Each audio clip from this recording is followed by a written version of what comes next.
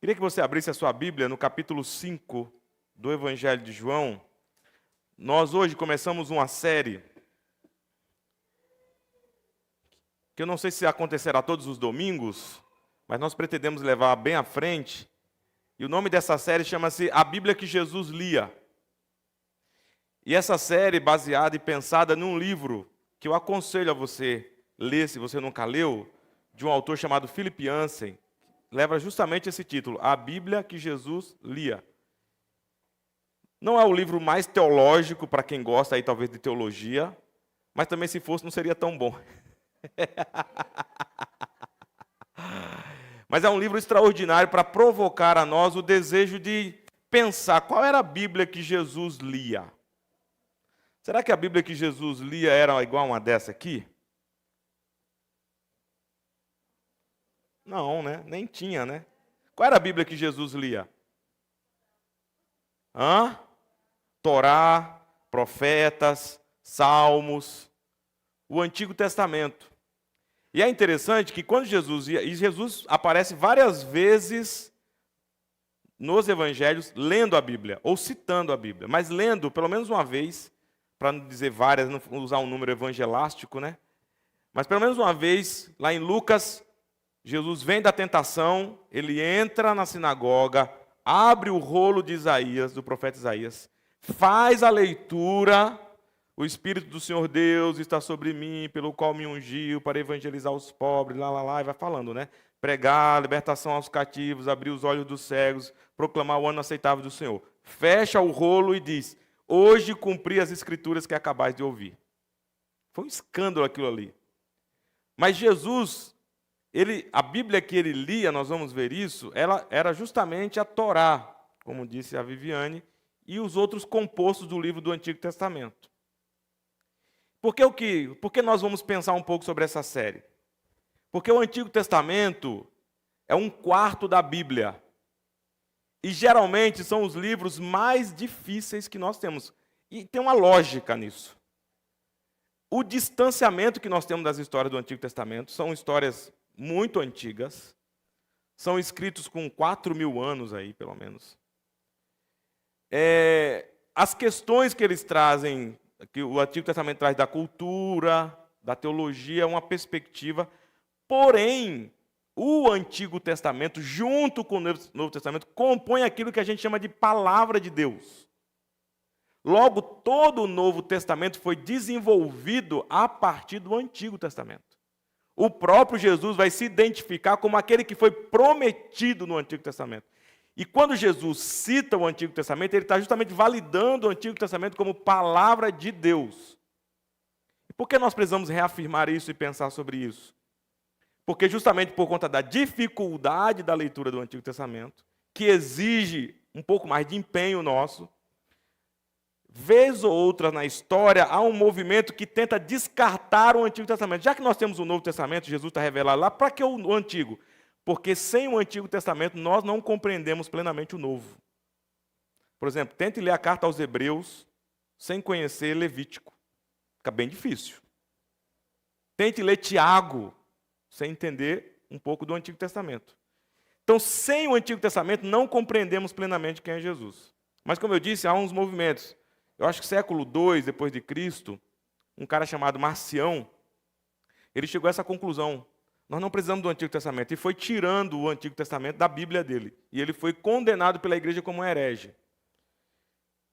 Na Reforma Protestante do século XVI, que nós comemoramos semana passada, também houve uma questão sobre isso. O próprio Lutero tinha certas dificuldades com textos como a Carta aos Hebreus, como o livro de Tiago, porque ele achava um livro muito judaizante.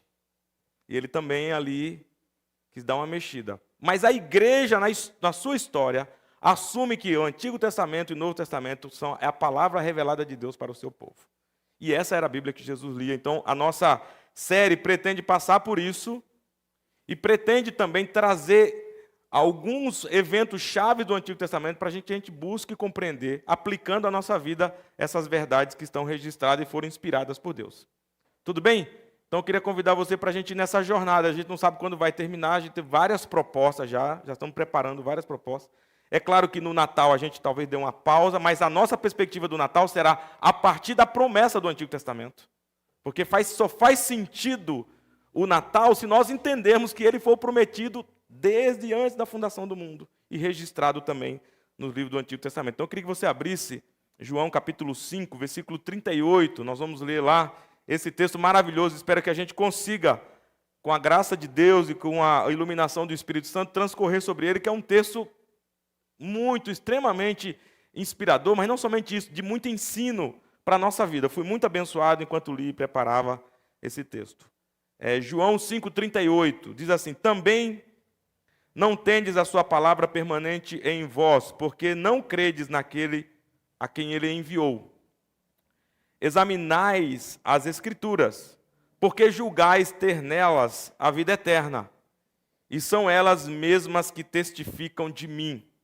Contudo, não quereis vir a mim para terdes vida. Eu não aceito glória que vem dos homens.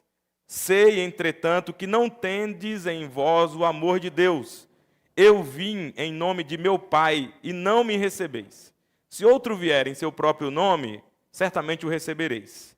Como podeis crer vós os que aceitais glória uns dos outros, e contudo não procurais a glória que vem do Deus único? Não penseis que eu vos acusarei perante o Pai.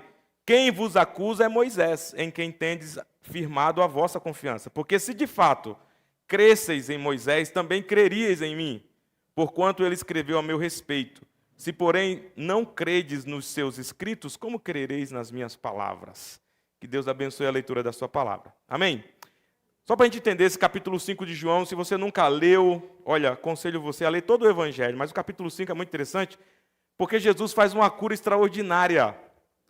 Existia um homem que há muitos anos, lá no começo do capítulo 5, ele era um coxo, ele estava à beira de um poço de Betesda, chamado Poço de Betesda.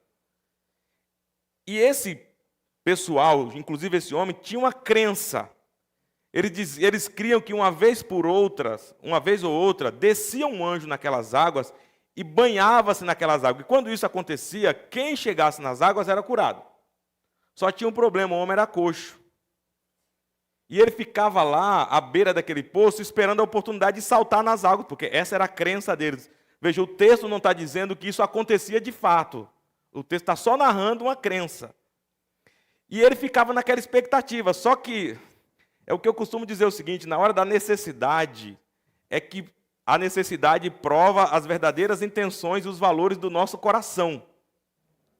Porque quando, segundo o relato do coxo, as águas se agitavam, todo mundo corria. Deixa quem ficava para trás? Quem não podia andar, meu amigo. É aquele velho ditado, ema, ema, ema. Cada um com seus problemas. Você está coxo, mas eu também preciso de cura. Isso demonstra que na hora da necessidade é provado o nosso coração naquilo que realmente, os valores que nós temos. Né? Eu estava falando com os jovens ontem.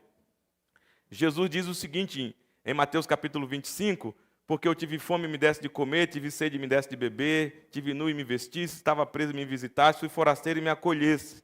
E aí os discípulos perguntam, quando fizemos isso? Quando vocês fizeram um dos meus pequeninos.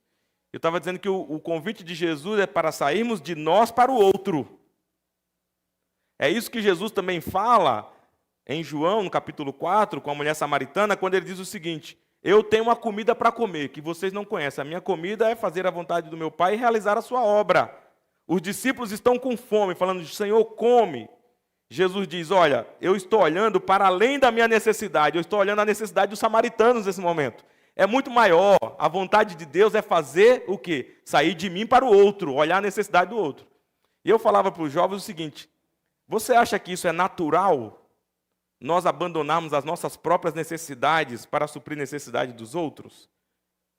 Pode ter alguma facilidade se eu estiver sobrando. Então comi, estou farto, eu me vesti, tenho bastante roupa, eu tenho grana, está sobrando, então se está sobrando, eu posso ajudar o outro. Dou do que sobra, mas quando Jesus diz, eu tenho fome, mas existe uma fome anterior à minha fome, que é fazer a vontade do Pai, ele está dizendo, eu abro mão da minha necessidade para suprir a necessidade do outro.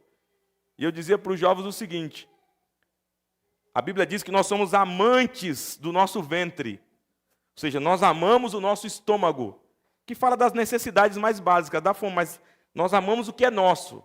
Esse é o processo natural do coração humano. Porém, Jesus apresenta um outro caminho. Ao invés de se preocupar com você mesmo apenas, você precisa olhar o outro, porque olhar o outro é fazer a vontade de Deus. E a questão que fica é, isso não é natural. Se não é natural, é só Deus que pode nos converter para a sua vontade. Tirar-nos desse lugar onde a gente olha somente o ventre. Esse capítulo está muito, do capítulo 5 de João que nós lemos, o trecho final, está muito claro isso no relato do coxo. Ele diz, eu fico aqui sentado. E alguns comentaristas vão dizer que possivelmente por esse homem não poder se locomover, por esse homem ter muita dificuldade com isso, naturalmente era um homem que cheirava mal. Era alguém que não tinha capacidade de se autocuidar, porque ele estava esperando aquele milagre, aquele entrar nas águas. E as pessoas iam e voltavam e o homem está lá. Entende? O homem está lá. Eu sempre me lembro dessas passagens, quando eu vejo, eu lembro dos homens que a gente atropela no meio do caminho. Você nunca teve alguém que você foi, voltou, o cara está lá deitado, às vezes no chão, a pessoa está no mesmo lugar, na mesma posição, na mesma condição, e a gente vai e volta. Esperando alguém conduzir ele para o poço, mas a gente está preocupado com o que a gente tem que fazer. É o processo natural de todo ser humano. Até que a gente recebe um toque do Espírito Santo, que não é um toque do Espírito Santo que faz a gente rodopiar, não. O toque do Espírito Santo faz a gente olhar para aquilo que a gente não olhava, o outro. Mas Jesus está aqui. E quando Jesus aparece para esse homem, ele faz aquela pergunta incômoda. Perguntas incômodas que Jesus faz. Você quer ser curado? Poxa, Jesus, é brincadeira, né? Tão lógico. Por que Jesus faz essas perguntas incômodas? Não é o nosso caso do nosso tema hoje, mas Jesus faz essa pergunta e ele conta esse relato. Aí Jesus diz, então faz o seguinte, levanta, toma o teu leito e anda. É engraçado que as orações de Jesus, elas não são orações como as nossas prolixas, né? Burocráticas, tentando convencer a Deus. Jesus diz assim, levanta, toma o teu leito e anda. A Bíblia diz, imediatamente ele tomou o seu leito e saiu saltando. O que se deveria esperar do público que viu isso? O que é que você acha? Se você conhecesse alguém que você passou e voltou, o cara lá no chão, de repente ele está saltando de alegria. Você, meu Deus, que coisa extraordinária, quem fez isso? Aconteceu esse alvoroço. Mas a pergunta é, quem foi que curou você e mandou você carregar o leito? O coxo diz, eu não sei. Eu sei que o cara mandou eu levantar, eu levantei e andei. Ele nem sabia quem era Jesus. Quem faz a pergunta para ele? O texto diz, os líderes judeus. Eu quero só fazer um parênteses aqui. Eu tenho muito cuidado quando eu uso o termo judeu, principalmente nos nossos dias. Esses líderes judeus não representam a totalidade do povo judeu. Esses líderes judeus eram um grupo especial que cuidava do templo, que eram meticulosos na guarda da lei de Deus. E aí esses líderes judeus questionam o homem. Quem foi? Sabe por quê? Qual era o questionamento dele? Porque existia 39 regras que eram interpretações rabínicas, que eram os estudiosos da lei da época, que proibiam 39 regras do que você não poderia fazer no sábado. E uma das regras qual era? Não poderia carregar sua maca. Ou seja, se você fosse curado, você tinha que esperar o domingo, porque você tinha que guardar a regra que os rabinos da época diziam que era cumprir a vontade de Deus, porque Deus mandou guardar o sábado. Veja, a discussão toda que se dá a partir desse momento não é sobre um milagre extraordinário que inclusive reflete o caráter do Messias. A discussão toda que se dá é como que você faz isso no sábado? A questão é, não há preocupação alguma com a vida daquele homem. E mais uma vez, eu convido você para a gente refletir junto. Como que a religião, ela toma um caminho pernicioso, que ela faz com que a gente fale de Deus e não cuida do próximo. É impressionante isso. A grande crítica que a religião recebe qual é? é que se mata em nome de Deus, justificando-se. Esses dias atrás eu estava numa conversa com uma pessoa de uma outra religião, e eu perguntei para ele sobre um termo que se usa na religião dele, que é traduzido por guerra. Como que se dá a guerra na sua perspectiva? Ele foi falando, não, nós não atacamos, nós só reagimos. Mas se justifica a guerra. E por um termo religioso. Como que esse caminho, quando eu penso a religião, essa tentativa do homem agradar a Deus, chega a tal ponto que alguém é curado de uma maneira extraordinária, e a pessoa vai olhar assim, você foi curado, tudo bem, mas por que você carregou essa maca se a lei diz que você não deve carregar? Você está quebrando a lei de Deus. Entende como esse processo cega esses líderes e pode nos cegar também? O debate inteiro não é sobre se o homem foi curado ou não. Bom, o homem volta a Jesus. E Jesus diz assim para ele, olha, então já que eles estão discutindo, eu vou mais longe. Perdoados estão os teus pecados. E não peque mais, porque se você continuar pecando, vai ficar pior para você. É assim mesmo que a palavra diz, vai ficar pior para você. O homem volta e diz, conta para eles, vocês querem saber quem foi que me curou? Foi Jesus. Pronto, aí os líderes religiosos vêm em cima de Jesus e faz toda aquela discussão e começa a questionar Jesus. E aí Jesus é maravilhoso, gente. De uma sabedoria, de uma leveza, porque se fosse eu, estão duvidando de mim? Apagava eles com um trisco, sabe? Jesus pode acalmar a tempestade, ele não pode calar o coração do homem. Estou dizendo se fosse eu, porque assim a gente quer mostrar poder. Jesus não, ele não está preocupado, porque ele sabe quem ele é. Jesus, de uma maneira muito linda, ele começa a provocar naqueles líderes religiosos também uma reflexão. O que eu acho bonito em Jesus é que Jesus não desperdiça nem a vítima, nem aquele que faz a vítima. A vítima, aquele que sofre pelo ataque dos religiosos, ele vai lá, mas também convida ao arrependimento. E aqueles que atacam, Jesus faz ele refletir. Pensem sobre o que vocês estão dizendo. Olha a loucura que vocês estão fazendo. Olha a defesa do que vocês estão fazendo. Não faz sentido. E Jesus começa então esse diálogo dizendo o seguinte. No Antigo Testamento, a sua palavra não era sustentada. No Antigo Testamento não, na lei. Em algum momento a lei diz o seguinte, a sua palavra só é validada por 3 testemunhas. E depois a interpretação rabínica vai dizer assim, e uma delas não poderia ser mulher. Não era válido o testemunho público de uma mulher. E Jesus vai quebrar isso várias vezes, mas principalmente no relato da ressurreição. Quem é que são as principais responsáveis pela ressurreição, pelo testemunho? São mulheres. Por isso que o evangelho é confiável. Se fosse maquiado, jamais colocaria o testemunho da mulher lá. Mas o Antigo Testamento diz o seguinte, a sua palavra só é sustentada mediante 3 testemunhas. E aí Jesus vai fazer a seguinte afirmação para os líderes religiosos ou os líderes do templo. Qual é a afirmação que Jesus faz? Quando ele diz, perdoados estão os teus pecados, Jesus está dizendo, eu e o Pai somos a mesma coisa. Só Deus pode perdoar o pecado. Logo, eu estou perdoando, eu sou Deus. Essa era a afirmação de Jesus que deixa os líderes revoltadíssimos. Vão tramar a morte de Jesus. Mas aí, quando Jesus faz isso, ele então fala o seguinte, ao invés de te dar 3 testemunhas, Jesus fala, eu vou te dar 4 ou 5. Ou seja, como a gente diria, eu vou te dar 2 de lambuja. Já que minha palavra não pode ser sustentada por mim mesmo, eu vou te dar 3 testemunhas. E aí, quando Jesus começa esse debate, lá no versículo... deixa eu só fazer uma coisinha antes, porque isso é importante. Jesus afirma no versículo 17, versículo 16, ele é questionado pelos líderes dos judeus. Veja lá no capítulo 5 de João, versículo 16. Os judeus perseguiam Jesus porque fazia estas coisas no sábado.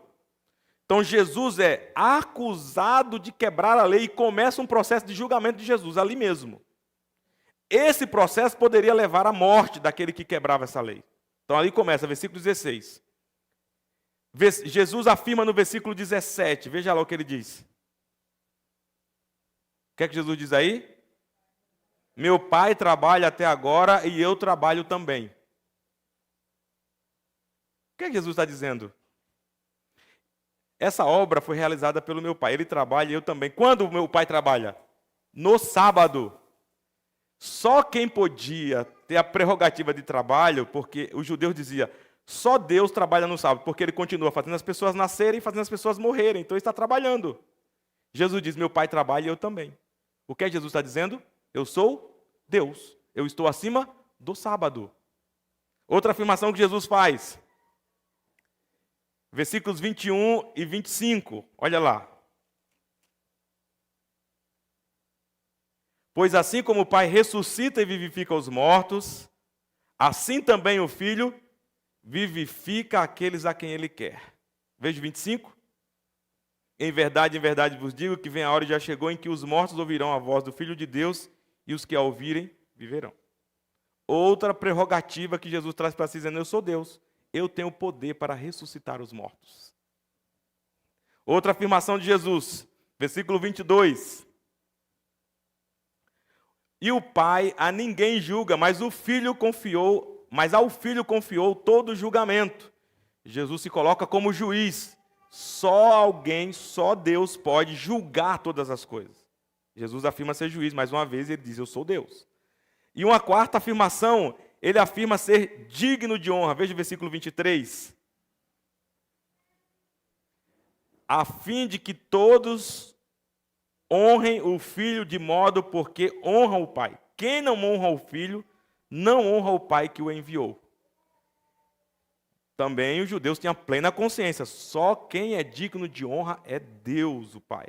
Jesus diz, eu e o Pai somos um, eu também sou digno de honra. Essas afirmações põem Jesus na rota de colisão com os líderes religiosos. Logo ele passa a ser julgado.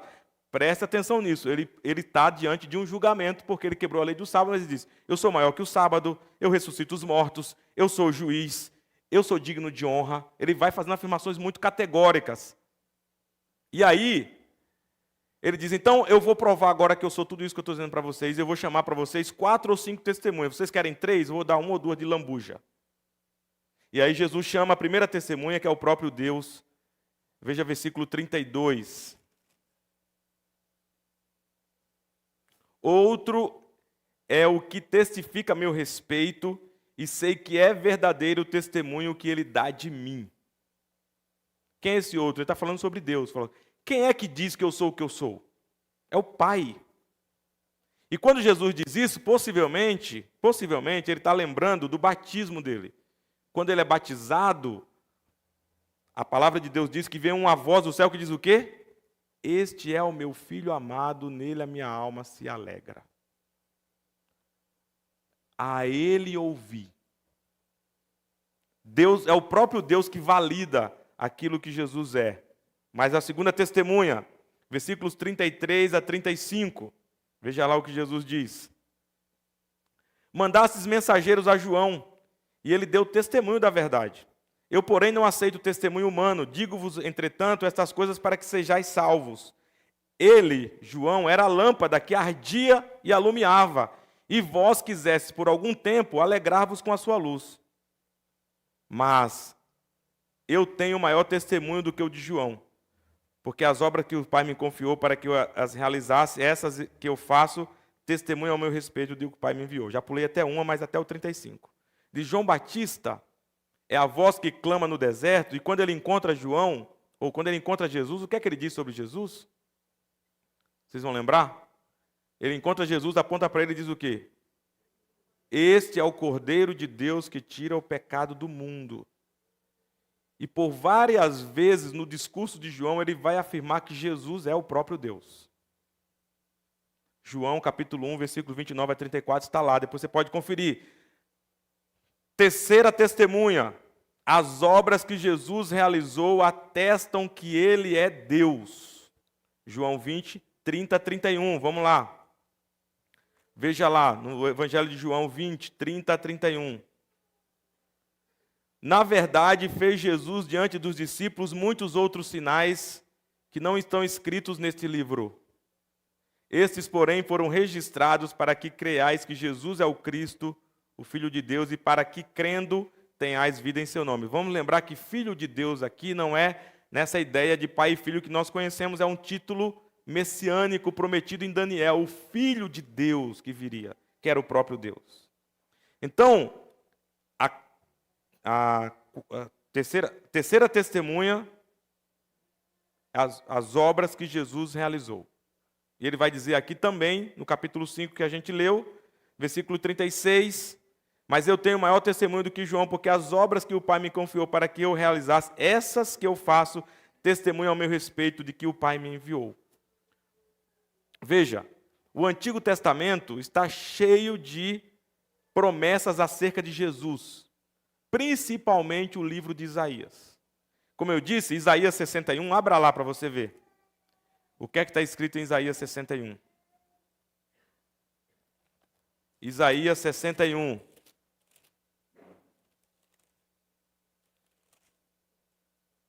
Versículo 1. O Espírito do Senhor Deus está sobre mim, porque o Senhor me ungiu para pregar boas novas aos quebrantados, enviou-me a curar os quebrantados de coração, a proclamar libertação aos cativos, pôr em liberdade os algemados, a apregoar o ano aceitável do Senhor e o dia da vingança do nosso Deus, a consolar todos os que choram, e a pôr sobre os que em Sião estão de luto uma coroa em vez de cinzas, óleo de alegria em vez de pranto, veste de louvor em vez de espírito angustiado, a fim de que chamem cavalo de justiça plantados pelo Senhor para a sua glória. Quando Jesus vem, ele vem exatamente fazendo as obras, ele diz, eu não faço de mim mesmo. Jesus não chegou e falou, você está cego, eu quero abrir os seus olhos.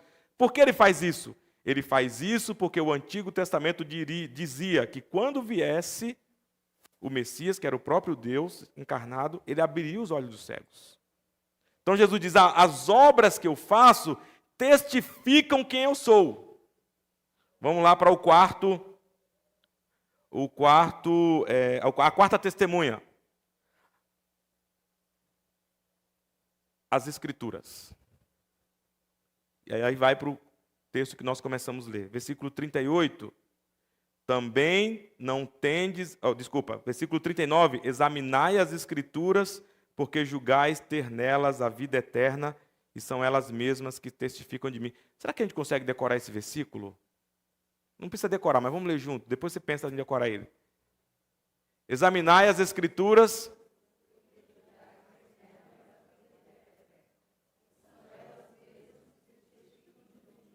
Então, examinai as Escrituras. Examinai, Jesus sabe com quem está falando.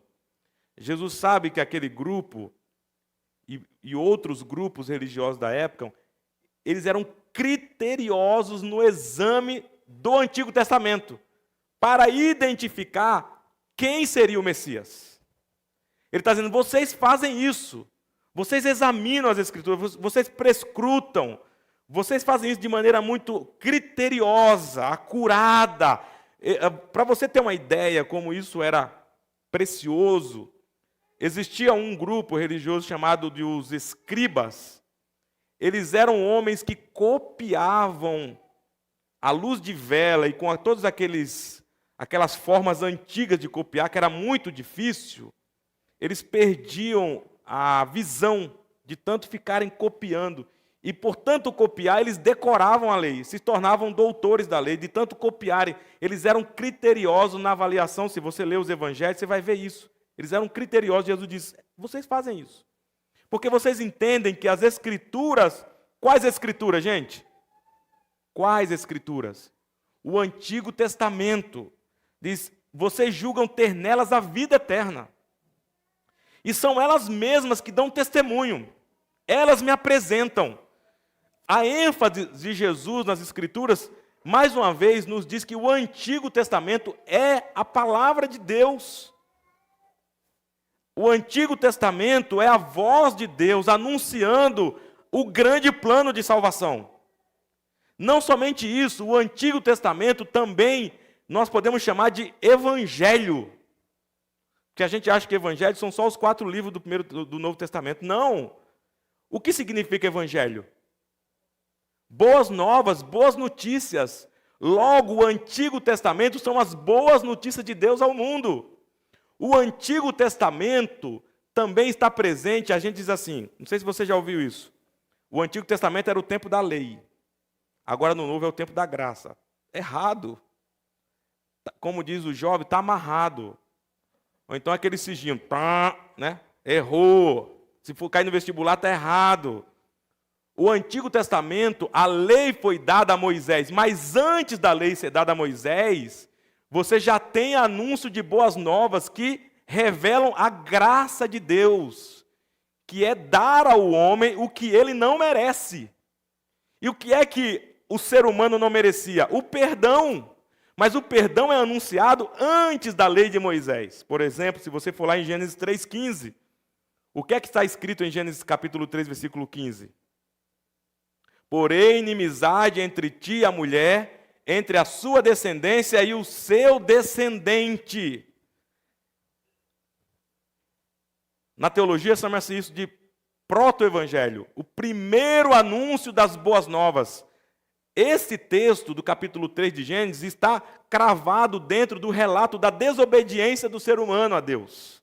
No meio da desobediência, Deus diz: eu vou trazer um descendente que vai pisar a cabeça da serpente e vai anular o poder do pecado de uma vez por todas. Eu pergunto para você, isso é graça ou é lei? Isso é graça. Lei no sentido assim, você precisa fazer alguma coisa. Os primeiros seres humanos que caíram em pecado, eles estavam completamente incapazes de fazer alguma coisa. É Deus quem diz, eu vou enviar um descendente.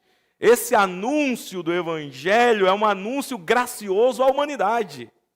Por isso que Jesus diz, as Escrituras falam da vida eterna. Não é somente ler Paulo ou Pedro, mas ler a Escritura como o anúncio da vida eterna.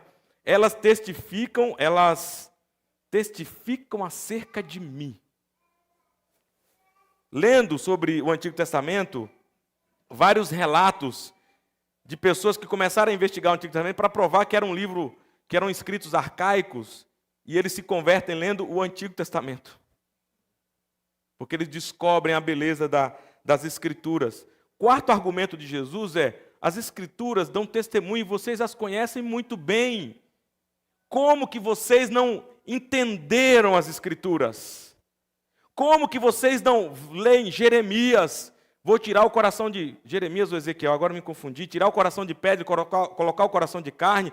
Tirar o espírito velho, colocar o espírito novo. Vou escrever no coração de vocês a minha lei. Isso não tem a ver com obedecer regras. Tem a ver com a ação de Deus, de colocar no coração humano a lei de Deus. Que não é só não matar, não roubar, mas principalmente a lei de amar. De sair de si para o outro. Nenhuma regra é capaz de fazer isso. É simples. Você acha que a lei resolve? Quem aqui é advogado? A gente não tem advogado aqui, não? Que benção. Não, não é benção, não. Estou brincando, gente. Advogado é uma função super necessária, viu? Mas pega um advogado, alguém da lei, da legal. Veja como as leis, a gente tem que endurecer as leis. Claro, você tem um contrato social, você tem uma forma de funcionar em sociedade, você precisa estabelecer limites. Mas eu pergunto o seguinte, a lei consegue pôr fim à maldade do coração humano? A lei diz, se você matar, você dependendo das condições que você matou alguém, mínimo no Brasil, 30 anos de prisão. Alguém, quando vai matar alguém com ódio, diz assim, eu vou ficar 30 anos na cadeia? Não, a fúria do coração é maior do que a consciência da lei. Não é verdade? Quando alguém vai defraudar alguém, vai roubar alguém, vai desviar recursos de alguém, pensa, nossa, quantas crianças. Não, o egoísmo do coração humano é maior do que qualquer consciência, mesmo que a lei seja clara. Quando Deus promete escrever no coração o amor, a sua lei, Ele já disse, se eu não fizer isso, não adianta as regras. É claro, mais uma vez, eu não estou dizendo isso que a lei dada a Moisés não é boa, porque Paulo vai dizer que a lei é boa. Quem é ruim é quem não obedece à lei. A regra é saudável, mas ela não salva. Então, esse negócio de dizer que no Antigo Testamento era lei e no Novo é graça, olha, irmãos, mentiram para você. Como diz lá o outro amigo lá na internet. Mentiram, viu? Mentiram. Não é verdade. A graça está presente no Antigo Testamento, porque a graça sempre foi um ato de Deus ao ser humano. Todo movimento de Deus ao ser humano é graça. Então, Jesus evoca o Antigo Testamento, ou as Escrituras, como dando testemunho e como a sua testemunha de que o que ele está dizendo, afirmando que ele é Deus, que ele é juiz, que ele deve ser honrado, é verdadeiro. Eu queria que a gente lesse um outro texto, 2 Timóteo, capítulo 3, versículo 14, que infelizmente, eu não sei o que está acontecendo ultimamente, mas eu percebo que a gente está voltando um pouco, ou no século II, ou no século XVI, onde o Antigo Testamento está sendo tido como algo descartável. Não é verdade. Isso eu afirmo categoricamente. E não somente eu afirmo, mas a Bíblia afirma categoricamente. As Escrituras foram inspiradas por Deus. A gente pode discutir o processo de inspiração, como se deu e tal. Ok. Mas se eu pego as Escrituras e eu começo a dizer assim, isso aqui é bom, isso aqui não, eu vou tirando as páginas, então são as minhas Escrituras, não são as de Deus. São as minhas. Se você tirar tudo, você vai ficar só com qual? João 3,16, porque Deus amou o mundo de tal maneira? Não sei. Mas veja o que diz Paulo a Timóteo no capítulo 3 da segunda carta, versículo 16. Vamos ler a partir do 14, melhor, mais completo. Tu, porém, permanece naquilo que aprendeste, de que foste inteirado, sabendo de quem o aprendeste. E que desde a infância sabes as sagradas letras. Quais são as sagradas letras, gente? O Antigo Testamento. Uma criança judia, ela tinha que, aos 12 anos, na sua festa do Bar Mitzvah, ela tinha que fazer uma profissão de fé, falando trechos da Torá de cor. Então, ela era ensinada constantemente nesse processo. E que desde a infância sabe as sagradas letras, que podem tornar-te sábio para a salvação pela fé em Cristo Jesus.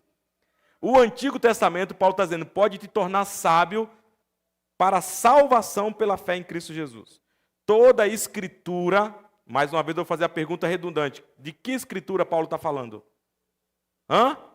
O Antigo Testamento, toda a Escritura é inspirada por Deus e útil para ensino, repreensão, correção, educação na justiça, a fim de que o homem de Deus seja perfeito e perfeitamente habilitado para toda boa obra. Olha, pegue Provérbios e veja como o provérbio tem ensinos práticos, aplicáveis à vida de sabedoria para a maioria das situações, inclusive para não emprestar dinheiro às pessoas. Está lá, se você empresta dinheiro, se torna fiador do seu irmão, cuidado que você vai ficar sem a cama. Então, qual o conselho lá? Dê como se você não fosse receber, porque se você pode, ou então não dê, porque você pode ficar sem sua cama.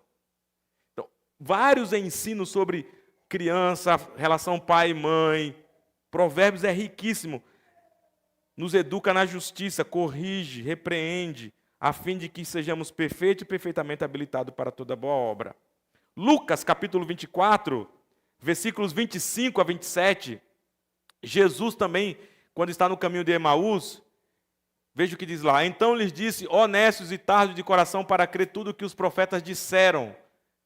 Porventura não convinha que o Cristo padecesse e entrasse na sua glória. E começando por onde? Quais são os escritos de Moisés? Gênesis, Êxodo, Levítico, Número e Deuteronômio. Os 5 primeiros livros da Bíblia. Começando por Moisés, discorrendo por todos os profetas, expunha-lhes o que a seu respeito constava em todas. Aonde que Jesus comprova que ele era o Cristo e que tudo que aconteceu com ele deveria acontecer? No Antigo Testamento. Veja o valor do Antigo Testamento. Bom, tem muita coisa, eu não vou falar, claro. Eu só queria dizer o seguinte, para finalizar. Quando Jesus termina essa exposição, ele sai do lugar de quem está sendo julgado e ele assume o lugar agora de juiz. Ele está dizendo para aquele grupo, se eu provo para vocês, por meio de 5 testemunhas, vocês querem 3, eu dei 5, 4 ou 5, porque aqui você pode dividir um desses pontos em 2. Que eu sou Deus, só lhes resta uma coisa. me adorar, me seguir. Não tem outro caminho. Porque se vocês escolherem outro caminho, vocês estão condenados. Porque não tem mais o que ser revelado. Quando Jesus termina esse discurso, Jesus não está fazendo isso apenas para dar um banho de conhecimento. Jesus está convidando aqueles homens a dizer o seguinte: se eu provei para vocês, e vocês ninguém foi contrário aos argumentos dele, que eu sou Deus, sou juiz, digno de honra, que eu posso ressuscitar os que estão mortos, que eu vim, como o Antigo Testamento disse, eu sou a mensagem de Deus ao mundo, vocês só têm um caminho: rendam-se. Ou vocês estão condenados. Adorem, reconheçam-me, ou não adianta o que eu estou dizendo mais nada, se vocês não creem naquilo que vocês dizem que creem. E qual é o desafio para nós? Quando nós nos deparamos com a verdade de que Jesus é Deus, só há um caminho para nós: nos render, obedecê-lo completamente. Geralmente, quando a gente faz uma mensagem evangelística, a gente diz assim: quem aqui quer aceitar Jesus? Não é? Já viu isso? Olha, por favor, põe uma música, põe uma melodia aí melancólica para as pessoas começarem a chorar. Você precisa aceitar Jesus. Vem hoje, pecador, porque Jesus te quer aqui. Aí começa aquela coisa. A pessoa te cutuca do lado, né? Eu já fui na igreja, o pessoal me cutucar, fala assim: vai lá. Eu falei: mas eu sou crente já, mas não dessa igreja, vai lá. E fica aquele negócio. Quem se depara com a verdade de que Jesus é Deus, só existe um caminho: cair prostrados de joelhos e adorá-lo.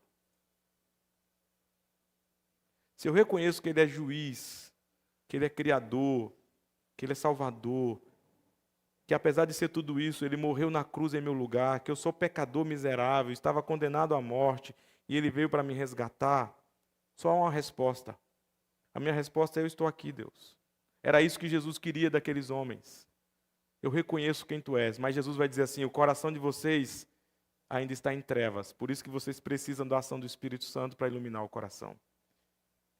E a minha oração é para que a gente caia de joelhos diante de Jesus, nosso Salvador.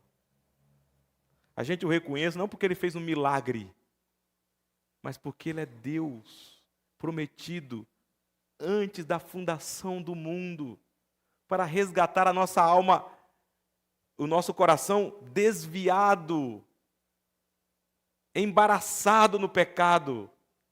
O que Jesus está propondo para aqueles homens é: me reconheçam, e como reconhecimento, não é só declarar eu sei que tu és, é seguir-me, é render-se a mim, é obedecer, é seguir a minha orientação. E sabe qual era a orientação de Jesus?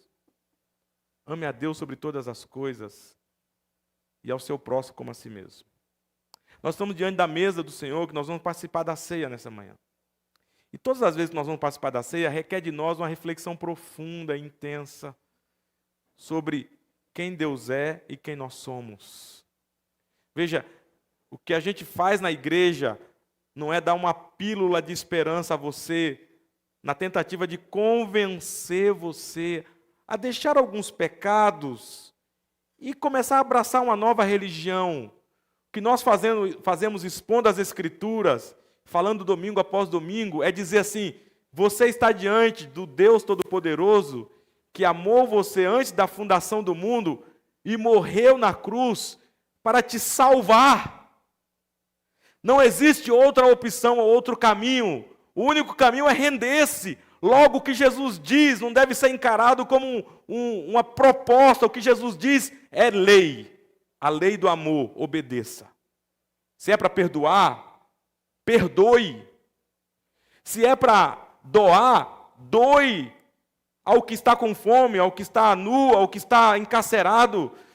Obedeça, porque não é um líder religioso propondo uma nova filosofia ministerial religiosa. É Deus dizendo: você é o meu filho e a minha filha, e eu sou o seu Deus. Renda-se. O chamado do Evangelho é um chamado à rendição. Participar da mesa do Senhor, dizer: eu faço parte porque Ele morreu por mim. Eu estou aqui porque Ele me convidou para essa mesa por meio da sua graça. Eu não tenho valor algum em mim mesmo. Não existe esse negócio de valor próprio, porque o valor do ser humano só é encontrado na cruz, em Jesus. Quando Deus se revela, quando Jesus se revelou àqueles homens, Ele está dizendo, você precisa da iluminação do amor. Ele falou, não há amor no coração de vocês, vocês não compreendem. Mas quando o Espírito Santo coloca amor em nosso coração, sabe o que é a nossa resposta ao amor? Cair de joelhos e render-se ao nosso Salvador, adorando até a eternidade. Sabe por quê? Porque Ele é Deus e me amou primeiro. Então nós estamos diante da mesa do Senhor. E eu queria que vou pedir para que o pessoal servisse, mas antes de servir, eu queria que você pegasse a ceia e ficasse quieto em adoração e oração, refletindo e orando. E a Bíblia diz, confessando os nossos pecados diante do Senhor, porque Ele é misericordioso. Então vamos servir a nossa ceia. E todos aqueles que podem participar da ceia, quem é que pode participar? Todos aqueles que reconhecem que Jesus é Deus, estão dispostos a obedecê-lo. São convidados a participar da mesa do Senhor, da ceia, do pão e do vinho. Amém? Enquanto isso, nós vamos orar.